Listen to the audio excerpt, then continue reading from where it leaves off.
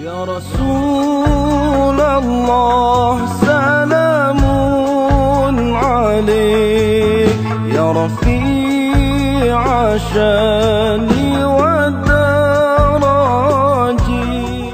Pada pagi ini tuan-tuan sekalian, kita nak bincangkan satu tajuk yang penting ya. Salah satu daripada cabang rukun-rukun iman yang kelima, iaitu percaya pada hari kiamat. Hari kiamat pasti akan datang. Wajib beriman hari kiamat pasti akan datang. Wajib beriman bahawasanya dunia ini semua akan musnah. Apabila sebut dunia akan musnah, kita semua akan mati. Wajib percaya bahawasanya hari yang kita akan tampil menghadap Allah Ta'ala itu sudah semakin hampir.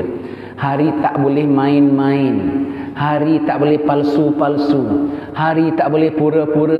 Hari yang sebenarnya macam mana kita, itulah kita akan tampil menghadap Tuhan kita. Baik kita, tak baik kita, dah beramal, tak beramal pun tak tahu diterima ataupun tidak di sisi Allah Ta'ala, itulah harinya.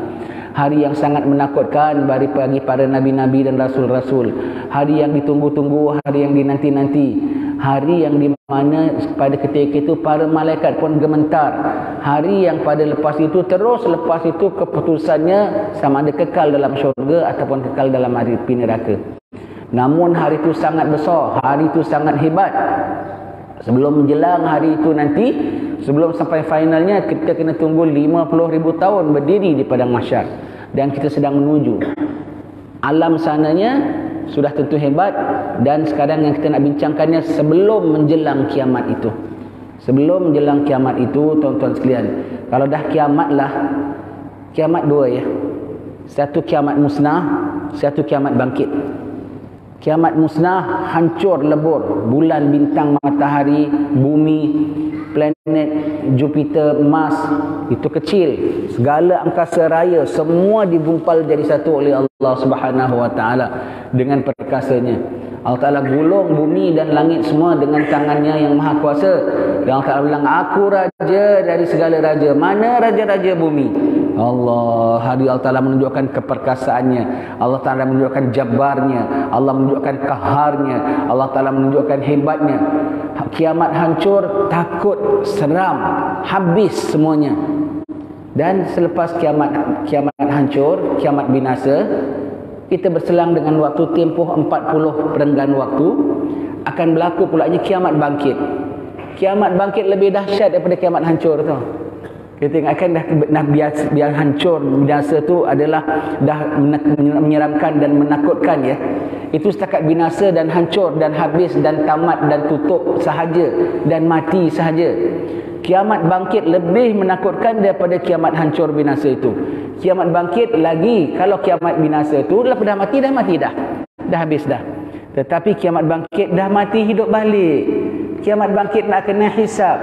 Kiamat bangkit nak menghadap Allah. Kiamat bangkit nak kena soal dengan Allah. Kiamat bangkit nak kena pertimbangkan amalan kita. Kiamat bangkit nak dengar keputusan bagaimana. Kiamat bangkit nak ada sembarang siratul mustaqim. Kiamat bangkit dah tak mati-mati lagi sampai selama-lamanya. Kiamat bangkit itu tuan-tuan sekalian lebih menakutkan. Dan kita sekarang sudah diambangnya. Jadi kita nak bincang pada pagi ini tentang perkara-perkara menjelang kiamat. Perkara-perkara menjelang kiamat. Perlu tahu. Kalau tidak kita rasa macam happy, macam tak ada apa-apa. Hari-hari dengan kegiatan kita, kita tak sedar, kita tak perasan. Itu salah satu tanda kiamat. Makin dekat kiamat, makin orang tak sedar kiamat. Makin masih jauh kiamat, orang masih bincang juga bila kiamat, bagaimana kiamat. Semakin hampir kiamat itu, semakin orang tidak ingat kiamat, semakin orang tak tahu kiamat, semakin orang tak peduli kiamat. Semakin dekatnya.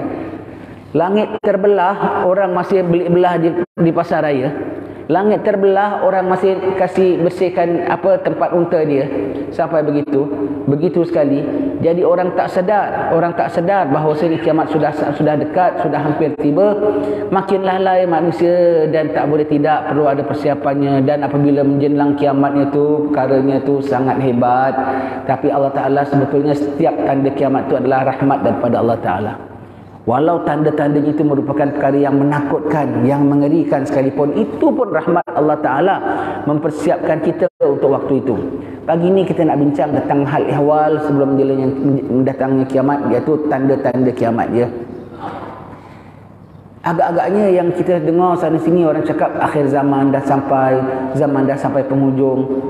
Agak-agaknya betul ke tuan-tuan ke? Ataupun agak-agaknya lama lagi? Rasa-rasa kita kiamat tu agak-agaknya lah. Yang tahu hanya Allah Ta'ala ya. Cuma kita nak agak-agak sajalah. Agak-agaknya bila agaknya? 2 juta tahun lagi tak? Ke 2000 tahun lagi? Ke 200 tahun lagi? Ke lebih hampir daripada itu? Ataupun yang nama akhir zaman belum lagi rupanya, masih lambat lagi rupanya. Kita masih boleh sempat bikin bangunan tinggi, anak cucu kita sempat lagi 30 generasi lagi kemudian barulah kiamat. Orang dah sibuk-sibuk tentang kiamat-kiamat, rupanya masih jauh, masih lama, masih belum lagi. Ataupun just around the corner, anytime saja kiamat. Kita tengok sebut era kiamat dulu tuan-tuan sekalian, era akhir zaman yang disebut sebagai akhir zaman. Jadi kita tahu kita sudah sampai di mana, kita sudah sampai tahap di mana. Kalau hari raya tu sajalah kita nak tahu kita ni masih dalam 10 hari Ramadan ke, sudah tengah Ramadan ke, sudah hujung Ramadan ke. Jadi kalau kita belum buat preparation, belum siap-siap, kita dah boleh siap-siap. Ni lagi 3 hari nak raya ni, kita dah boleh siap-siap. Haji pun gitu, kita boleh congakkan. Kita nak berangkat bila dah haji? Kita masih sekarang masih awal lagi. Kalau lepas hari raya tu dah dekat haji, dah tanda kiamat. Kalau kita tahu dah dekat-dekat, kita boleh siap-siap. Agaknya akhir zaman, yang nama akhir zaman tu bermula bila tuan-tuan sekalian? Bila bermula nama akhir zaman? Agak-agaknya lah. Akhir zaman bermula bila tuan-tuan sekalian? Cuba kita sebutkan. Bila agaknya? Sejak dari lahir Nabi Muhammad. Akhir zaman, yang nama era akhir zaman, dia ada 3 tahap. Tahap peringkat awal, peringkat pertengahan, peringkat akhir. Peringkat akhir zaman itu bermakna Allah Ta'ala kasih ansur. Awal mula akhir zaman sudah bermula dengan turunnya Nabi Adam alaihissalam. That early tau. Turunnya Nabi Adam ke muka bumi ini tu sudah kira akhir zaman. Berapa zaman, berapa lama, berapa thousand years antara Nabi Adam dengan kita, berapa ribu tahun, itu dah disebut akhir zaman. Kerana dunia ini saja, jangan taruh the whole galaxy semua, planet Earth ni saja sudah berapa million years. Jadi Adam baru taruh berapa ribu tahun, itu dah kira hujung akhir zaman. Jadi turunnya Nabi Adam sudah kira akhir zaman, kerana Nabi Adam dan zuriatnya ialah yang menghuni bumi ini yang penghabisan sekali. Allah Ta'ala sebut, inni ja'ilun fil ardi khalifah. Aku adakan di atas muka bumi ini khalifah, pengganti bagi yang dahulu-dahulu yang memakmurkan muka bumi ini. Dan lepas Adam ada pengganti baru tak? Ada khalifah lain tak seperti anak Adam atas muka bumi ini? Tak ada. Anak Adam lah last species atas muka bumi ini yang makmurkan. Anak-anak Adam lah yang akan melihat kiamat nanti. Di tangan anak-anak Adam lah dunia ini hancur. Di tangan anak-anak Adam dunia ini makmur. Di tangan anak-anak Adam dunia ini juga hancur. Maka di tangan anak-anak Adam juga akan lihat kiamat. Maka bila sudah turun Adam ke muka bumi, bermakna last phase of kehidupan sudah sampai dah. Dinosaur sudah tidak ada, Ice Age sudah tidak ada. Sudah Adam dengan anak-anak Adam saja sudah menghuni. Yang paling penghabisan punya spesies atas muka bumi sudah turun, bermakna dunia sudah akhir zaman. Jadi Nabi Adam sudah akhir zaman, Nabi Nuh dah akhir zaman, Nabi Musa zaman Firaun tu pun dah kira akhir zaman. Sebab itu Nabi Musa dengan kita 3000 tahun tau. Dengan Nabi Muhammad 1500 tahun lebih kurang Nabi Musa. Nabi Musa baca dalam lawhnya, dia punya 10 commandments-nya, dia tengok umat akhir zaman akan dapat sekian. Umat akhir zaman. Nabi Musa sangka itu umat dia. Kenapa dia sangka umat dia? Sebab dia pun akhir zaman. Jadi dia sangka itu umat dia. Allah kurniakan mereka pergi haji. Setiap orang pergi haji. Umat Nabi Musa tak pergi haji. Tak semuanya pergi haji. Hanya Nabi dan orang tertentunya sahaja. Umat akhir zaman dikaruniakan Allah Ta'ala anugerah puasa di bulan Ramadan penuh. Nabi Musa tengok, ya Allah, ini beri umat aku. Itu umat Muhammad. Untuk umat Muhammad. Jadi Nabi Musa dia tahu itu untuk umat akhir zaman. Jadi dia sangka dia. Kenapa? Dia pun akhir zaman juga. Nabi Musa pun dah kira akhir zaman juga. Jadi daripada Nabi Adam turun sampailah Nabi Isa, sampai sebelum Nabi kita lahir, itu peringkat awal akhir zaman. Apabila Nabi kita sallallahu alaihi wasallam lahir saja, sudah masuk peringkat pertengahan akhir zaman. Peringkat pertengahan akhir zaman inilah yang macam-macam gejolak, macam-macam perkara berlaku, macam-macam ujian berlaku. Semakin rosak makin bumi, semakin rosak kehidupan manusia, semakin begini. Dan peringkat pertengahan akhir zaman ini berlarutan daripada mula lahir Nabi sallallahu alaihi wasallam sampailah keluarnya Imam Al-Mahdi. Imam Al-Mahdi itu peringkat tengah akhir zaman. Daripada Imam Mahdi keluar saja sampailah berlakunya kiamat besar itu nanti, itu namanya peringkat era akhir zaman. Jadi sekarang kita dalam era mana? Era awal akhir zaman ke, pertengahan akhir zaman ke, sudah betul-betul actual ujung akhir zaman? Tengahnya. Dan tengahnya kita peringkat awal ke peringkat akhir? Sayyidina Umar, Sayyidina Abu Bakar, peringkat awal. Zon tengah tu ada begitu panjang daripada zaman Nabi sampai Mahdi. Pada sahabat itu peringkat awal. Imam Syafi'i itu masih peringkat awal. Kita ni agak-agaknya dah awal ke masih jauh tuan-tuan sekalian. Antara kita dengan Nabi sudah 1400 tahun. Jadi kita ini sebetulnya di dalam era pertengahan akhir zaman, dan dalam era ini yang sudah berlangsung 1400 tahun, kita sudah di ujungnya. Just after our zaman, sebentar saja selepas kita akan masuk era baru Mahdi. Jadi kita ini semua dah di ambang Mahdi. Kita dari ambang Mahdi. Kalau Mahdi keluar saja, kata Rasulullah, keadaannya dah seperti tasbih putus. Tasbih kan putus kan sebiji jatuh kan. Jadi bila Mahdi keluar saja, one after another dengan cepatnya akan berlaku. Dengan cepatnya. Itu dah kira paling hujung lah. Jadi kalau kita umpamakan dunia ini macam umur manusia, orang kalau dah sakit, apabila keluar Mahdi, ibarat seseorang itu sudah sakaratul maut, sudah mula nak dicabut nyawanya. Apabila matahari terbit daripada barat, ibarat nyawa seseorang itu sudah sampai ke kerongkongannya, tobat dah tak diterima lagi. Jadi sekarang ni sampai mana?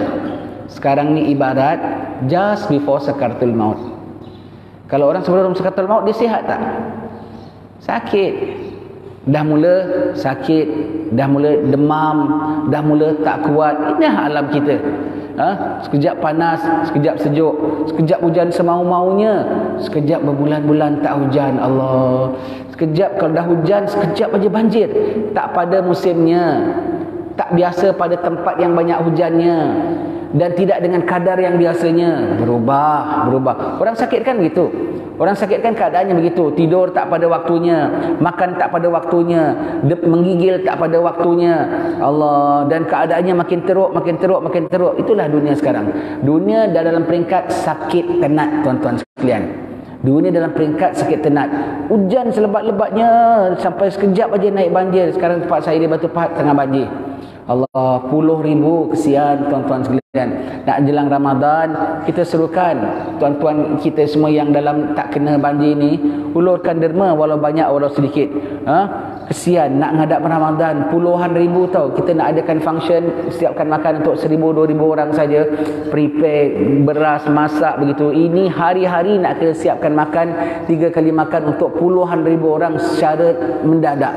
Macam mana tu tuan-tuan sekalian? Allah, satu ujian daripada Allah Subhanahu Wa Taala. Pasal kita anak dunia, maka apabila dunia sakit, kita terjejas juga. Kalau badan kita sakit, jari-jari kita pun terjejas juga.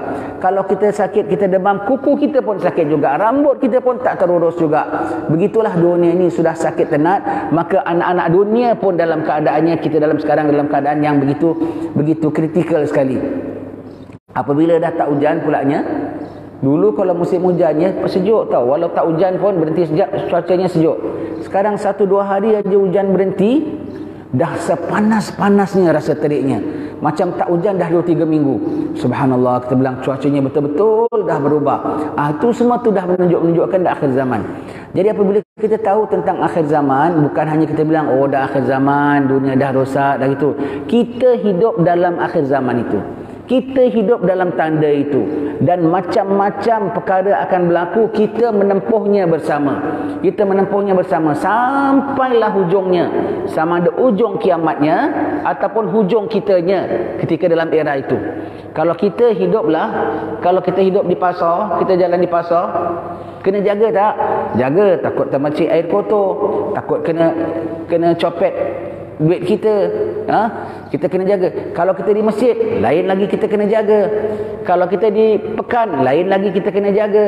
Sekarang kita hidup di akhir zaman, kita kena jaga. Setiap tanda yang Nabi sebut akhir zaman akan berlaku ini, semua kita involve, tuan-tuan sekalian.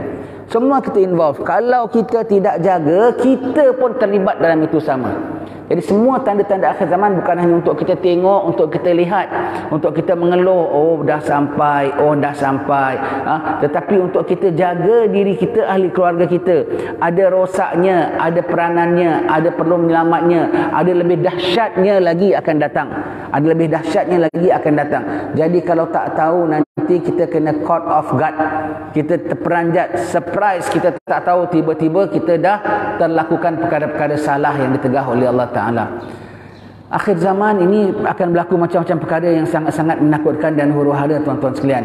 Setiap akhir zaman punya tanda. Dia kita katakan nanti apabila tanda besar akhir zaman Mahdi keluar, tak lama after Mahdi Dajjal akan keluar. Dajjal hanya 40 hari saja Nabi Isa akan turun. Cepat tak?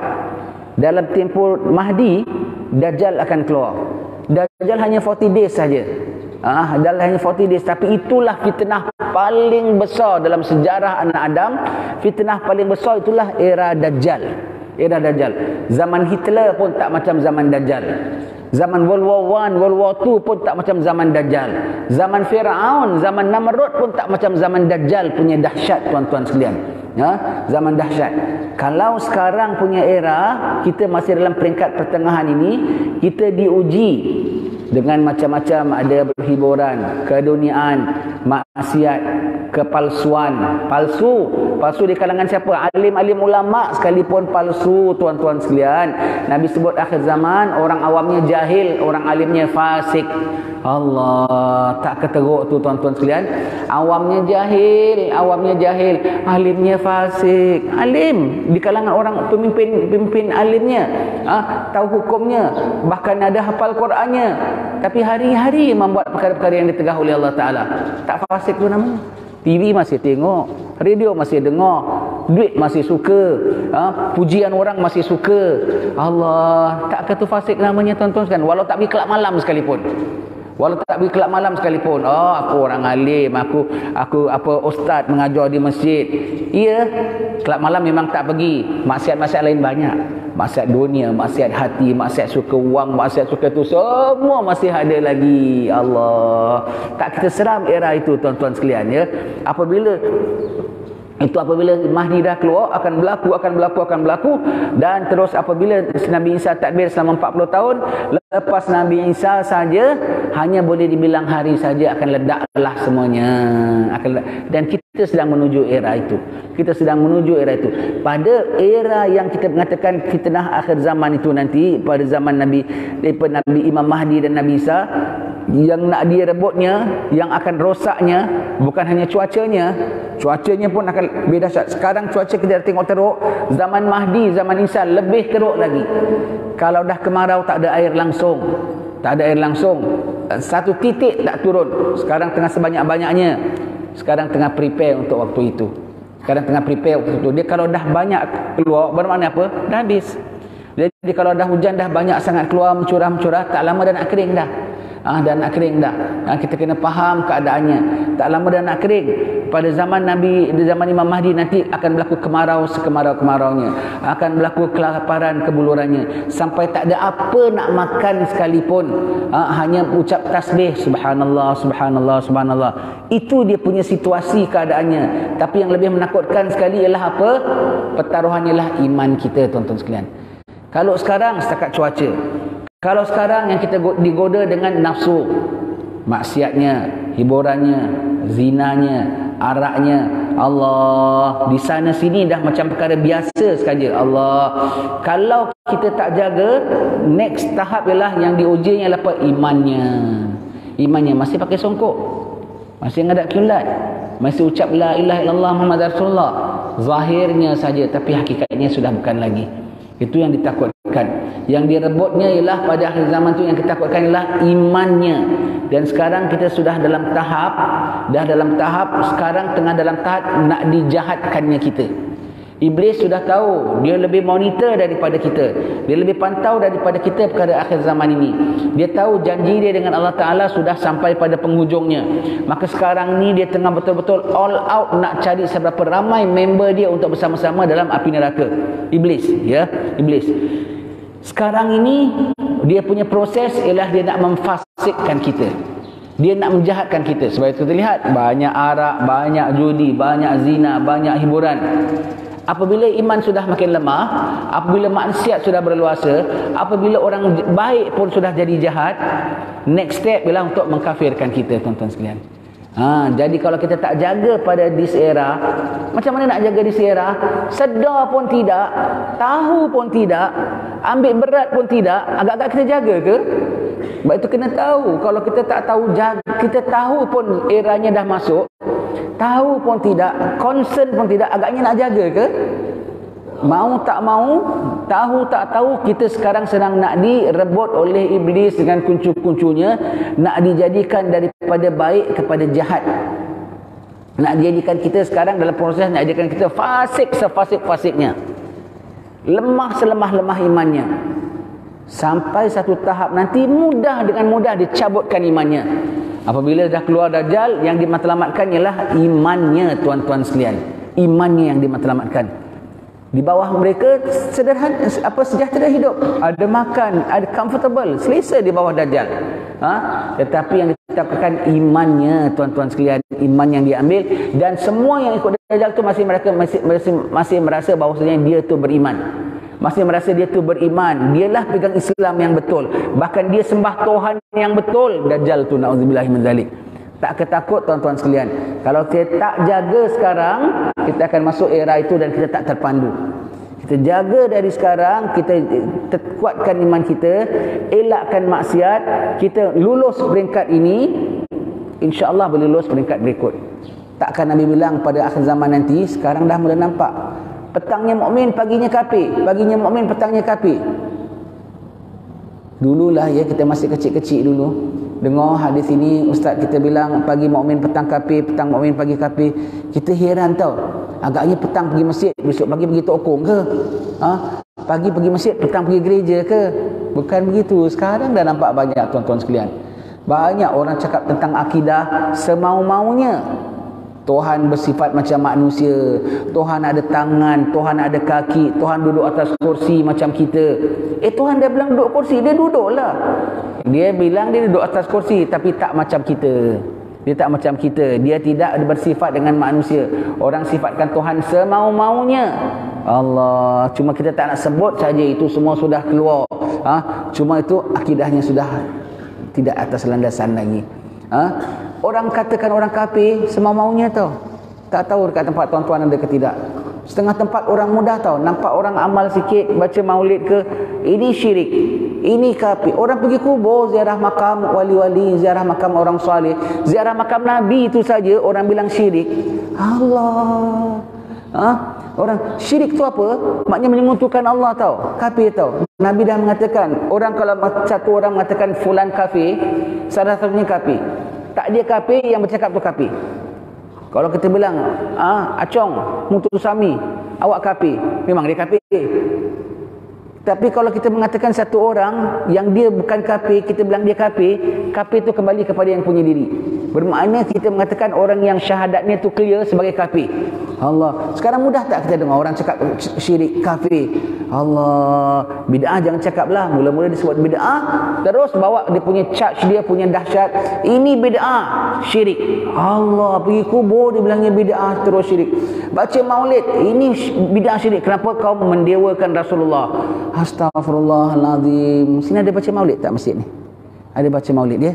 Baca maulid yang tinggal tu apa penting, itu perkara penting ya. Kita ziarah kubur tuan guru kita, ziarah kubur orang saleh pun dibilangnya syirik. Itu adalah memuja arwah, Macam sama dengan orang-orang Tionghoa, kalau mereka ada ibadat mereka semula, dia samakan gitu. Astaghfirullahaladzim, takutnya ya. Sampai begitu dah mula. Apabila Dajjal keluar saja, puluhan ribu, bukan orang awam tau, puluhan ribu so-called orang alim berpaling tadah ikut dia, terus mengatakan ini imam, ini pemimpin, inilah khalifah. Salah rupanya kita terikut Pak Arab ni, Mahdi. Kita ingatkan di Imam Mahdi. Allah, Mahdi keluar tak semua accept tau. Nombor satu, Mahdi kalau keluar tak semua accept tau. Yang Nabi bilang umat aku pecah pada 73, satu saja selamat. Yang accept Mahdi hanya yang satu.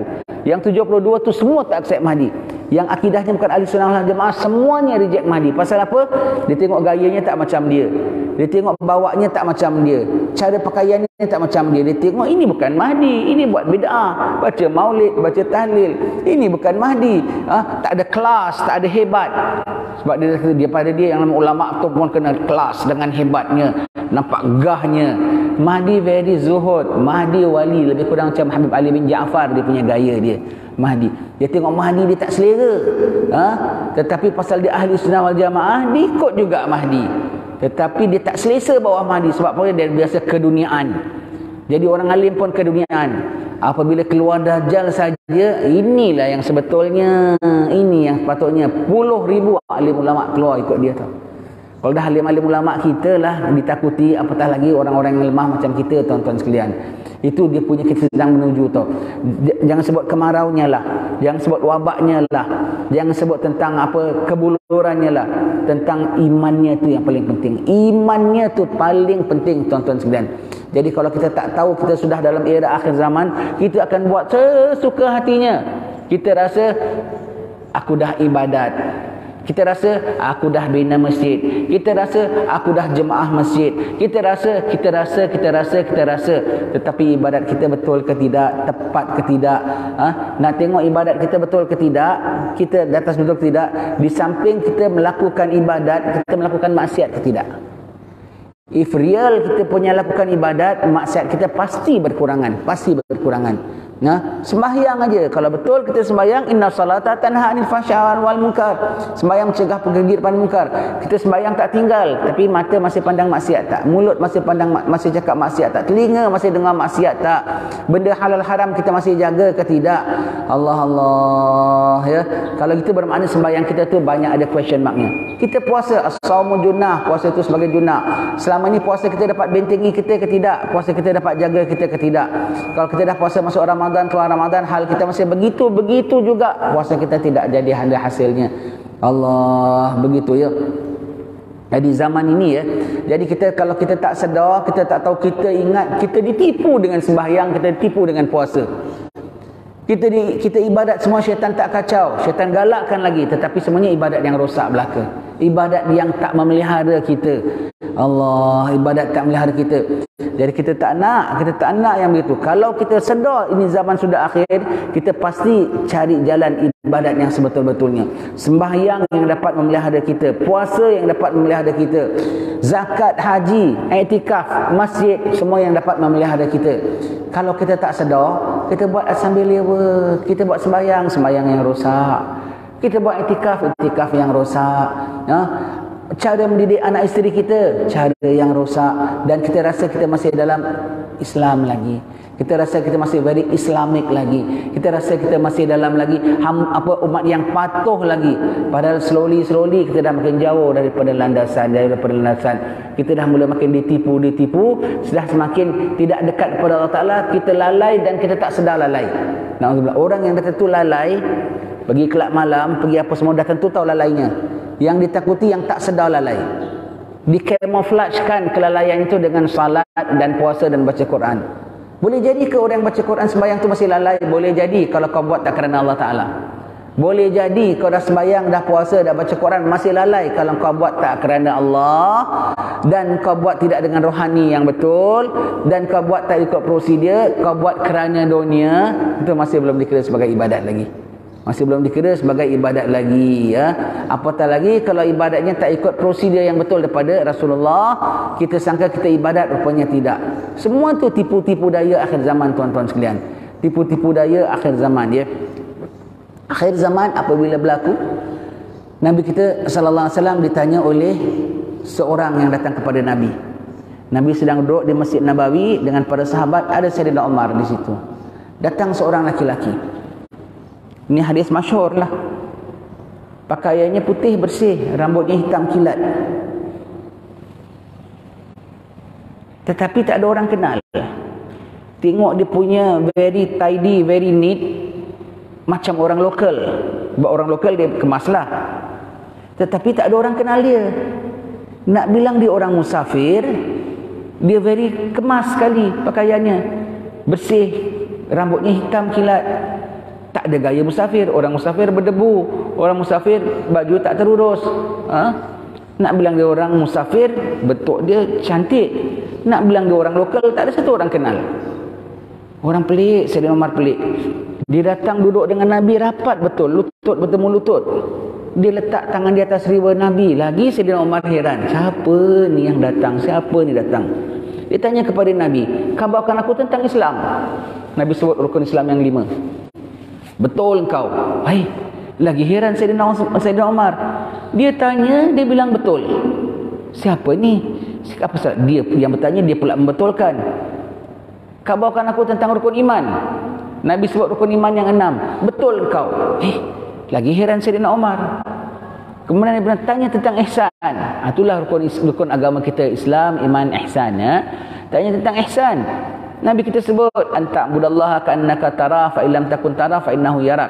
Hendaklah kau ibadat pada Allah seolah-olah kau lihat pada Allah. Jika engkau tak lihat pada Allah, Allah lihat pada engkau. Kemudian dia tanya tentang hari kiamat. Khabarkan aku tentang hari kiamat. Maka Nabi mengatakan, tidaklah yang ditanya lebih mengetahui daripada yang bertanya. Dari hadis ini, setengah-setengah orang sekarang ini yang tak suka bincang tentang kiamat, digunakan hadis ini. Padahal kiamat tu rukun iman tau. Dia boleh bilang, tengok Nabi pun tak tahu. Ditanya, Nabi pun bilang tak tahu. Nabi tak bilang Nabi tak tahu. Cuma Nabi bilang, aku tidak lebih tahu. Bermakna apa yang aku tahu macam yang kau tahu. Apa yang kau tahu macam aku tahu. Ada tahu tak? Ada tahu. Tahu sama tahu sahaja. Tetapi bila waktunya, detiknya, itu rahsia hak Allah Ta'ala. Tapi ada some knowledge tak? Ada some clue tak? Ada. Maka dia bilang, berikan tanda-tandanya. Nabi sebutkan tanda-tandanya sekian. Kemudian dia pun beredar. Nabi tanya, kau tahu siapa yang datang? Sayyidina Umar mengatakan, Allah dan Rasulnya juga mengetahui. Dia mengatakan, itulah Sayyidina Jibril datang mengajarkan kamu urusan agama kamu. Lepas tu rukun agama kita, setengah ulama mengatakan 3. Islam, iman, ihsan. Setengah ulama mengatakan 4. Daripada hadis ini tadi. Islam, iman, ihsan, tanda kiamat. Kenapa? Nabi ada sebutkan dalam hadis itu. Dan itu termasuk dalam perkara agama kita yang Nabi sebutkan. Jadi apabila Nabi ditanyakan, sebutkan tanda-tandanya. Apa Nabi sebut? Nabi sebut hanya 2 saja. Tanda kiamat banyak, ya. Setengah hadis Nabi sebutkan 15. Setengah hadis Nabi sebutkan 10. Setengah hadis Nabi sebutkan sekian. Pada hadis ini Nabi sebutkan 2. Adakah ini 2 hanya sebahagian randomly Nabi ambil daripada seluruh tanda kiamat? Ataupun ini 2 paling important?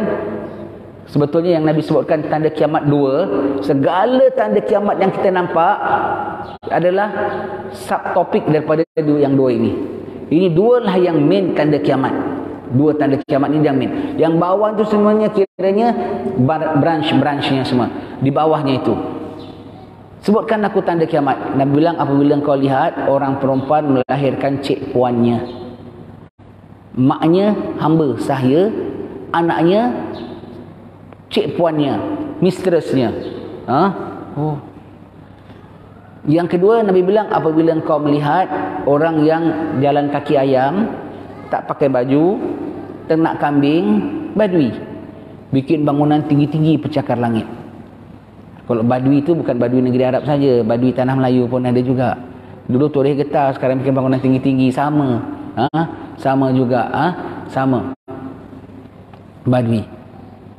Kita tengok apa itu tanda kiamat. Itu tanda Nabi kalau cakap ya, Nabi pintar tau, Nabi cerdik tau. Nabi kalau cakap very wide. Zaman sahabat hanya faham perempuan akan lahirkan cik puannya, bangunan tinggi akan bina, itu saja. Tapi zaman kita nampak tau, cakap Nabi itu abstrak. Nabi ditanya tentang rukun Islam, itu Nabi cakap direct, 1, 2, 3, 4, 5. Nabi ditanya tentang rukun iman, Nabi cakap direct, 1, 2, 3, 4, 5, 6. Nabi tanya tentang ihsan, Nabi punya cakap sudah abstrak. Nabi ditanya tentang kiamat, Nabi cakap lagi abstrak. Apa maksud apabila perempuan sudah melahirkan cik puannya? Bukan setakat, ada ulama bilang nanti akhir zaman ada satu hamba sahaya, dia bersama dengan tuannya, dia dapat anak, anaknya jadi mak encik, maknya jadi hamba sahaya. Itu literally memang ada, dah banyak dah. Tapi ulama pandang adalah maksudnya apa tahu? Apabila kau sudah lihat orang perempuan, anaknya tuan, maknya hamba, itu bermakna ketika itu dunia sudah begitu rosak sehingga peradaban sudah tidak ada, pegangan agama sudah tidak ada. Itu bermaksud pada situasi itu orang sudah aniaya orang makan orang tekan orang bully orang, sampai up to what extent? Orang atas bully orang bawah, majikan bully pekerja, pemimpin bully rakyat. Siapa lagi bully siapa? Sampai up to the extent anak perempuan bully ibu dia. Kalau sampai anak perempuan very close dengan mak tau. Anak perempuan very close dengan mak. Tetapi kalau sampai anak perempuan sanggup bully mak dia, jadikan mak ni macam hamba saya, pada ketika itu bermakna pada ketika ini peradaban dah tak ada. Orang dah tak umpamakan. Orang dah tak umpamakan orang alim, orang dah tak umpamakan orang saleh, orang tak umpamakan orang baik, sampai anak perempuan tak umpamakan maknya. Up to the extent anak perempuan tak umpamakan maknya. Daripada tanda yang pertama ini menunjukkan peradaban sudah jatuh. Sekarang dah nampak belum? Peradaban dah jatuh tak? Orang umpamakan tak lagi? Orang umpamakan orang tua-tua tak? Orang umpamakan orang-orang alim tak? Orang umpamakan orang-orang baik tak? Tak umpama. Pemimpin pun mereka tak umpamakan. Allah, orang tak umpamakan. Peradaban sudah jatuh dan pegangan agama sudah jatuh. Dah tak kisah halal haram lagi. Siapa dia nak tekan, dia tekan. Siapa dia nak bully, dia bully. Mak dia pun dia bully. Kalau dah sampai anak perempuan sanggup bully mak, ini kan pula majikan pada staff. Ini kan pula atasan pada bawahan.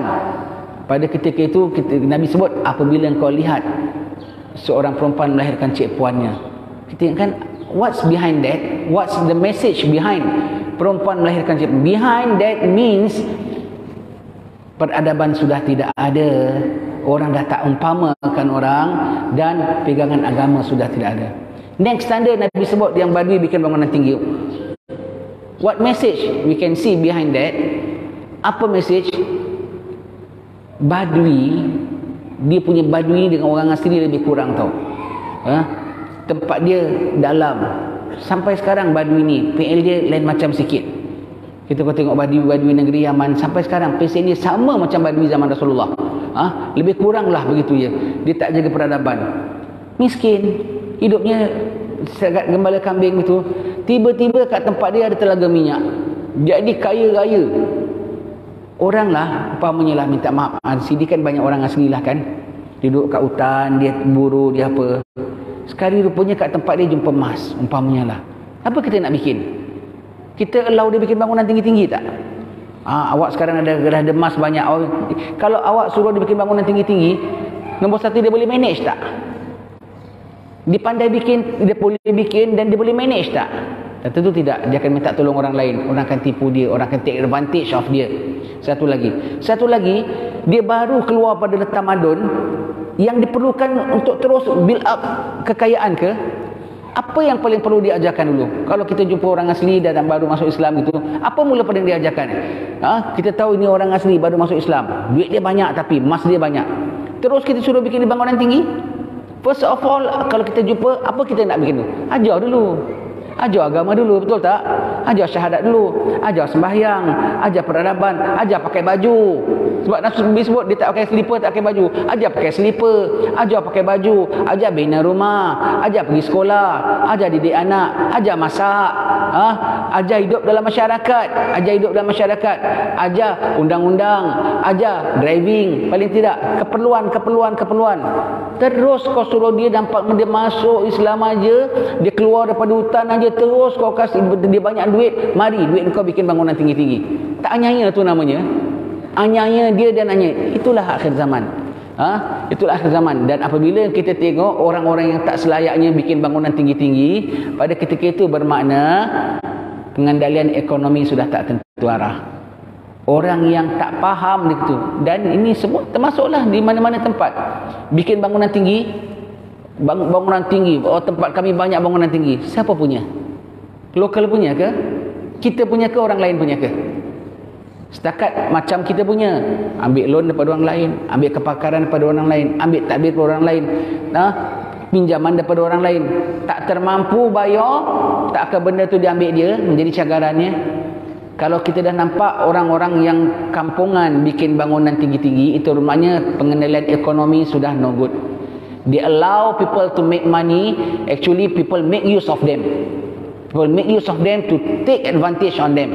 Bermakna pengendalian ekonomi sudah no good, dan government punya pentadbiran pun sudah no good. Dia tak manage well. Jadi Nabi cakap dua tanda, tapi sebetulnya very abstract. Dari dua tanda ini kita nampak, tanda yang pertama, peradaban dah tak ada, hukum orang dah tak kuasa pegang lagi. Daripada tanda yang kedua tadi Nabi sebut, menunjukkan ekonomi orang sudah tidak pegang, sudah tidak manage well, dan pihak government sudah tidak manage orang dengan well. Tak dikasihkan orang apa yang dipatut. Allah. Agak-agaknya kalau kita tengok dalam itu, agak-agaknya tandanya kita dah nampak belum sekarang ni? Dah jelas nampak. Daripada ini tandalah masuk bawah. Yang tanda lain Nabi bilang arak, judi, zina, masuk dalam peradaban sudah jatuh. Orang mencuri duit orang, rasuah banyak, Nabi sebut akhir zaman, masuk dalam orang dah tak ingat hukum. Tak terbayar loan, tak terbayar apa biaya itu dan ini semuanya, hutang banyak, masuk dalam ekonomi tak kendali. Pentadbiran kocar kasir, dia nak jatuhkan dia, masuk dalam management tak bagus. Allah, begitu semuanya tu je. Jadi Nabi dah cakap semua dah nampak tanda-tandanya. Apabila kita nampak gini, bermakna kiamat dah dekat. Apabila we nampak satu tanda, means be prepared for the next tanda. Nampak satu tanda, be prepared for next tanda. Kalau orang perempuan dah 1 bulan mengandung, be prepared untuk bulan kedua, bulan ketiga. Betul tak? Kalau dah lepas 4 bulan, be prepared untuk bulan ke-7. Bulan ke-7 lagi besar. Kalau dah masuk bulan ke-7, be prepared untuk bulan ke-9. Dah masuk cukup bulan dia, dah be prepared untuk tanda-tanda nak bersalin. Dah keluar air tuban aja, dah kena masuk wad dah. Betul tak? Be prepared. Jadi kalau nampak satu tanda, be prepared for next tanda.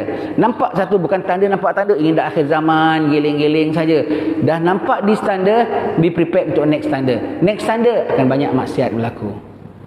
Zina berluasa. Judi arak berluasa, hiburan berluasa, sampai bila wanita orang sanjung-sanjung, kata Rasulullah. Alat muzik di sana sini. Allah. Jadi kalau gitu kalau kita dah nampak tanda yang itu tadi, dan sekarang tanda yang maksiat itu semua kita dah nampak belum? Apa nak bikin? Jaga. Jangan involve dengan zina. Jangan involve dengan judi. Jangan involve dengan arak. Jangan involve dengan hiburan. Jadi kita jaga. Kita pass next stage. Wait for another stage. Another stage pulanya apa? Apabila dah banyak berlaku perkara yang bukan-bukan ini, akan berlaku fenomena alam pulanya. Gempa bumi, angin panas. Ini semua ni. Kerana global warming ni semua membuatkan jadi banyak hujan, banyak apa yang ada hujan-hujan, yang kemarau-kemarau, yang tanah runtuh, yang berbagai-bagai gempa bumi, semua tu akan banyak berlaku bencana alam. Be prepared for that. Be prepared for that. Dan apabila kita sudah nampak tanda-tanda ini semua dah datang, be prepared for next tanda. Iaitu apa? Tak lama akan berlaku kemarau besar. Dan apabila sudah nampak itu tanda, be prepared, tak lama Mahdi akan keluar. Apabila Mahdi nak keluar, kan sekarang orang sebut tak lama nak zaman Imam Mahdi tau. Mungkin tahun sekian dia keluar, mungkin tahun sekian. Kau ingatkan dia keluar gitu saja? Sebelum dia keluar akan jadi huru hara sebesar-besarnya. Kerana huru hara lah sebab itu dia keluar. Akan berlaku huru hara sebesar dalam maksiat banyak. Dalam maksiat banyak, sosial sudah tak bagus, maksiat dah dalam banyak. Cuaca dalam banjir yang kemarau-kemarau, dalam itu pula akan berlaku peperangan yang besar, nyawa. Dan sekarang ini apabila banjir sana banjir ini, Allah Ta'ala tengah prepare kita tau, membiasakan kita dalam suasana situasi terlari-lari, hidup di tempat tumpangan, makan orang bantu itu dan bini semua itu, Allah, semua itu. Jadi kalau apabila berlaku pra-Mahdi punya kekecohan, peperangan, kita sudah ada siap-siap sedikit. Kita dah terbiasa hidup tak macam suasana biasa. Jadi yang kini air naik, sana kemarau, sana kebakaran, sana gempa. Life macam biasa tak? Itu to prepare us for next stage. Yang life lagi tak macam biasa. Kalau dah perang, bukan hujan air tau, hujan bom tau. Kalau dah perang, bukan yang naik itu bukan air tau, yang mengalir tu darah tau. Kalau dah situasi sebelum Mahdi tu punya peperangan, yang hanyut bukan rumah, bukan kereta tau, iman yang hanyut tau. Takkah bimbang?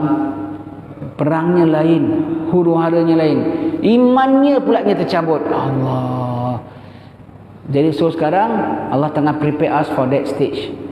Maka jaga tahap. Bukannya kita tengok tanda setakat tanda. Apabila nampak satu tanda, be prepared for next one. Make sure semasa you go through, make sure you go through well. Make sure kita lulus dalam tanda-tanda ini. Jadi apabila tanda lain datang, kita hadapi pulaknya. Tanda lain datang sampai tanda besar dibukakan Allah Ta'ala. Kalau dari sekarang kita dah berpegang, selamatlah kita insya-Allah berpegang. Dan akhir zaman akan berlaku bah yang lagi besar tau. Bukan bah air, bah banjir ya. Bukan bah air saja tau. Akan berlaku apa ya akhir zaman? Bah yang menghanyutkan iman.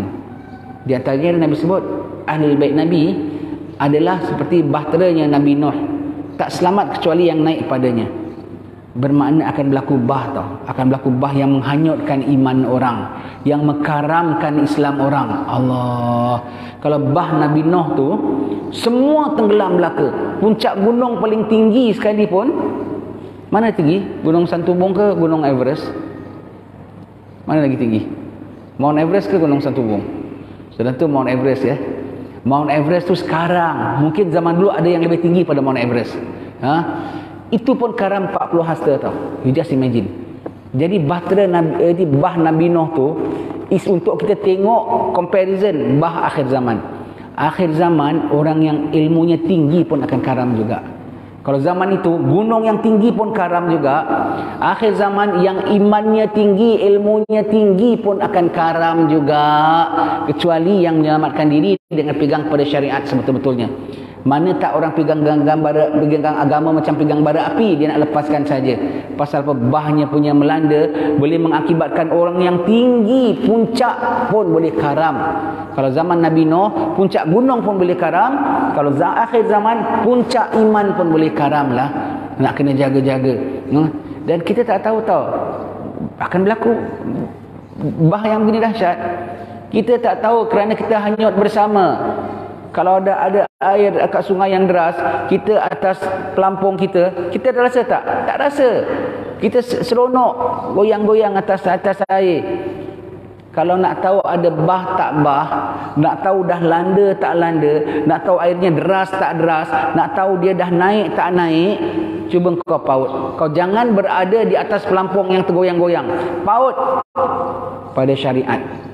Apabila kau paut pada dahan syariat, kau akan baru tengok, oh dah nampak air dah naik, di bawah dah banyak yang karam. Ada yang sedang kena makan dengan firana, ada yang sedang kena gigit dengan buaya, ada yang sedang kena gigit dengan syak, dengan jerung. Allah. Dan kau nampak di sana ada jurang yang banyak dah jatuh.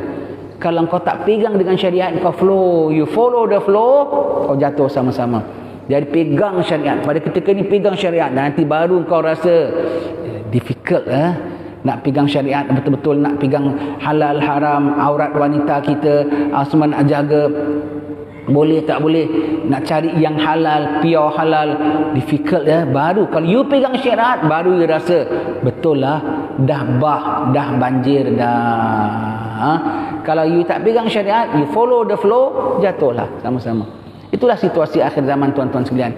Dan kita dalam akhir zaman. So sekarang kita sudah dalam tahap yang no good, the worst would come. Akan datang. Pasti akan datang. If kita tak sedar, jangan kata kita tak lulus, kita tak succeed dalam isyara, kita tak even sedar kita dalam ujian, kita tak even sedar kita dalam hanyut, kita tak sedar akhir zaman datang, agak-agaknya boleh proceed next tahap tak? Awalnya mula kena sedar kita dah akhir zaman. Awalnya kita kena sedar kita dah landa. Awalnya kita iman kita mula nak dirosakkan. Amalnya mula kita nak tahu kita sedang dalam proses nak difasikkan oleh syaitan sebanyak-banyaknya. Kita dah kena tahu kita dalam proses nak dikafirkan oleh syaitan. Jaga diri, take care. Daripada next tahap datang, kita dah be prepared. Next tahap datang, kita dah be prepared. Jadi bila kita tahu tanda-tanda akhir zaman, ialah kegunaannya ialah untuk prepare for what's next. Apa saja berlaku, kita dah berkubu dengan Allah. Apa saja berlaku, kita pegang syariat. Apa saja berlaku, kita take refuge di belakang Rasulullah. Apa saja berlaku, kita minta panduan daripada ahli-ahli Allah, pada khalifah-khalifah Rasulullah, alim-alim ulama. Jadi must be prepared. Jangan caught off guard, tuan-tuan sekalian. Bendanya kalau banjir saja kau tak prepare, kau hanyut, kau karam. Ini banjir lebih dahsyat daripada segala banjir lagi. Wallahu a'lam bisawab. Setakat itulah saja, tuan-tuan sekalian. Mudah-mudahan menimbulkan kesedaran kita. Tidak kita lalai, tidak kita leka, tidak kita rasa bahawa ini semuanya masih selesa belaka. Di balik itu rupanya kita dah dalam kocar kacir, kita dah dalam kebingungan. Kita tak sedar, kita nakkan everything goes well saja. Kita ditipu dengan sembahyang, kita ditipu dengan masjid. Sembahyang pun kadang-kadang boleh jadi ditipu, ini akan pula yang tak sembahyang. Jadi kalau gitu macam mana? Sembahyang, dan sembahyang yang betul. Puasa yang betul. Lastly sedikit sebelum kita tamat Habib Abu Bakar Adni Al-Masyhur sedang pesan, kalau nak menghadap akhir zaman ni dah kita bilangkan banyak macam-macam akan datang. What are we to do? Sebagai preparation yang kita bilang, kita nak standby, nak siap, nak itu, nak ini semua. Kita nak apa preparation kita yang tak boleh tidak? 3 perkara. Pertama, kena talaqi, kemudian taraqi, kemudian tawaki. Minta maaf tuan-tuan, jangan berbual dulu, kuliah masih belum habis. Jangan bicara dulu, jangan cakap-cakap dulu. Kuliah masih belum habis, harap beri perhatian. Dalam menghadapi situasi yang begini genting, tak boleh tidak mesti ada persiapan. Persiapannya 3. Talaqi, kena belajar ilmu. Tak boleh tidak kena belajar ilmu. Halal, haram, sah, batal, kena tahu. Actual ilmu, ambil daripada yang betul. Ilmu ambil yang penting, bukan ambil tak penting. Ilmu yang penting itu apa? Kau kena tahu tauhid Allah macam mana. Kau kena tahu fiqah syariat macam mana laksanakan ibadat. Kau kena tahu tasawuf, ilmu kerohanian, biar agamamu, amalanmu tu real, bukan hanya macam sembahyang, macam puasa, macam iktikaf, macam masjid, tetapi semuanya false belaka. Na'udzubillah. Na'udzubillah. Jadi yang pertama kena talaqi. Cari guru yang sanadnya sampai kepada Rasulullah. Cari guru yang bawa kita kepada Allah. Cari guru yang apabila kita belajar dengan dia boleh ubah sikap kita, boleh membuat kita aware dan sedar. Yang cari guru, talaqi. Yang kedua taraqi. Taraqi, kemaskinikan ibadat. Kalau kita puasa real. Sembahyang real. Bukan setakat sembahyang banyak, puasa banyak.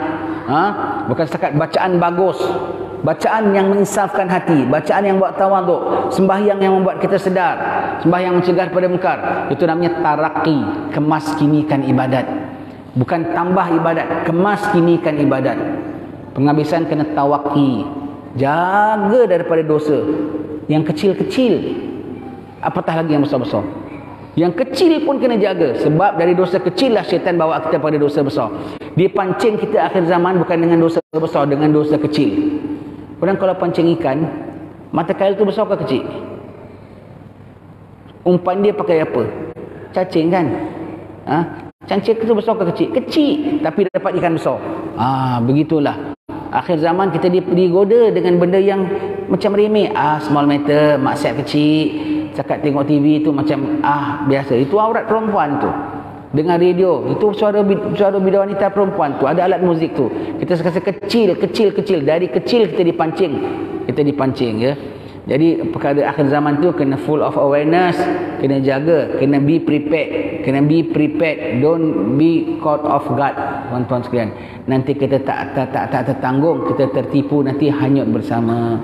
Dan pertaruhannya lah iman kita, bukan hanya harta kita, bukan hanya kesihatan kita, tapi iman kita. Wallahu a'lam bisawab. Terima kasih banyak-banyak atas kesempatan ini. Mudah-mudahan Allah Ta'ala berikan kita kesedaran dan keinsafan. Mudah-mudahan kita senantiasa dipelihara Allah Ta'ala. Mudah-mudahan kita jadi be real.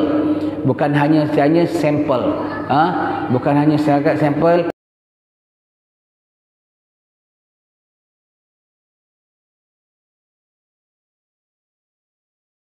Be real, sembahyang yang real, puasa yang real, jadi ustaz yang real, jadi umat yang real. Tak guna hanya sampel. Kita rasa we are good, but actually we are no good. Na'udzubillah. Itu semua tertipu semua itu. Na'udzubillah min zalik. Wassallallahu ala sayyidina Muhammadin wa ala alihi wasallam. Alhamdulillahirabbil alamin. Assalamualaikum warahmatullahi wabarakatuh. Salawat salam tetap padamu, Engkaulah sang Nabi penyejuk hatiku. Betapa hasrat ingin bertemu kami semua selalu rindu. Allahu Rabbi, ku mohon doa, ampuni salah dan juga dosa. Jadikan kami insan yang mulia, hati yang ikhlas serta bertakwa. Kumpulkan kami dan keluarga bersama Nabi